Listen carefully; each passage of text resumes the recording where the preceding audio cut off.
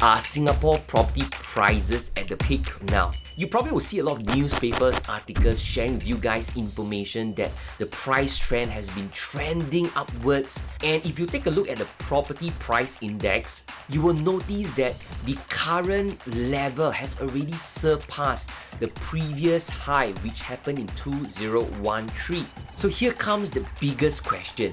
Should I buy or should I wait? What should I do? So stay tuned and let's dive in right now.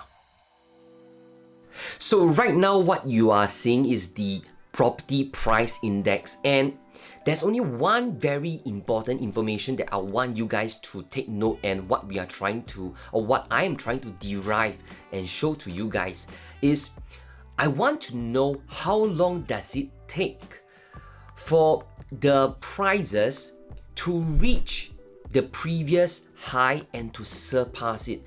Why this is important? Because right now, if you guys are buying a property, you don't know whether you are buying now at the peak, right? So what if you are buying at the peak? At least you will understand how long do you need to hold on to this particular property. And that's why in this video, we are going to revisit all the significant events, which are the previous peaks and how long it takes to surpass their levels, so that you will have a much better understanding. So the first peak that we want to look at is actually happened in 1996, and it took 14 years to around 2010 before it recovers and surpass that level. This is actually one of the longest period, 14 years. And what really happened is, during then, 1996, the first event was actually government introduced the cooling measures. And I think when I read the newspapers report, the article, it was actually this anti-speculative measures. And one of it was actually the 80% loan tenure. So this is one of it. And actually followed by a very significant event, which is the Asian financial crisis.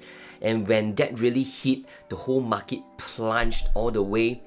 And then those people who bought during 1996 suffered for 14 years. I mean, of course, you really need to hold till 14 years before it recovers back to the level. Now, the second peak actually happened in year 2000. And it took 7 years before it recovers back to the previous level and surpass it. So during this period of time, 4 events actually happened. Now the first one was in fact the dot-com bubble burst, right? That was one of the event. And the second event was actually a very sad event, which was the September 11 attacks. I still remember during that time I was in my room watching the news. And when I saw that, it was a very sad event that really happened, and I think it affects everyone, especially in the whole world, right? The third one was actually Iraq War. I'm not too sure whether how this actually impacts the Singapore property prices, but I think more or less directly or indirectly it does impact.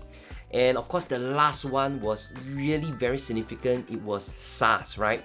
And that was the time where I still can remember, when I was going out, I can see that probably I think no one was even around. It was very scary during then, and that's why no one actually wants to buy properties during that period of time. Now the third one was 2008. Now this is actually quite short because it took just 2 years, 2010, before it actually shot back up in terms of property prices that way above the 2008 peak. And that was another financial crisis, and it was actually the collapse of Lehman Brothers, and that actually affects the property prices tremendously, because if you really see this drop, it was really very steep, but then it shoots back up. So that was just 2 years. Now the fourth, which is the last peak, is actually happened in 2013.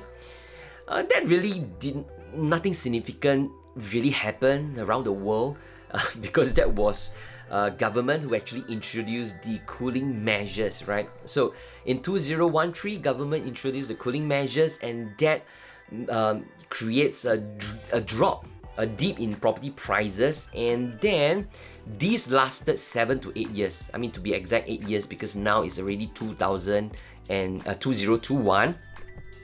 And so it already surpassed this level. So in total, there are 4 peaks. And if you really see right now, if you can see on my left or right, you will understand that the longest period was 14 years. The shortest is 2 years, but the average is around 7 to 8 years. So I think what is fair is for us to take the number of years is from 7 to 14. And from this information, there are 2 key important sharing or opinions that I want to share with you guys, right? The first one is, before you even invest in a property or buy a property, you need to know your holding power, which is what we always call affordability. Your affordability or your holding power must be between around 7 years to probably 8, 9, 10 years, because you know that the longest period that lasted was 14 years. So can you imagine right now if you buy and it's a peak, because we don't know what's going to happen next. It may be moving upwards, it may drop. So what if, the question is, what if we buy at the peak? At least you know that you have a holding power between 7 years or 8 years or 9 years. At least it's still safe enough for you. Now the second thing is, what I personally find is also very important, is that if you can try to avoid very, very old properties. Now why is this so? Now can you imagine what if, touch wood, what if there is an event that lasted very long, and if you happen to buy a very old property, maybe left 60 years, and it lasted 14, 15 years, right? We never know. Meaning to say, the lease of your property will be left with 45 years, and we don't know during then will future buyers be able to accept and pay good money for your property that left with only 40 over years of remaining lease. So this is something I personally find that if you can avoid, try to avoid.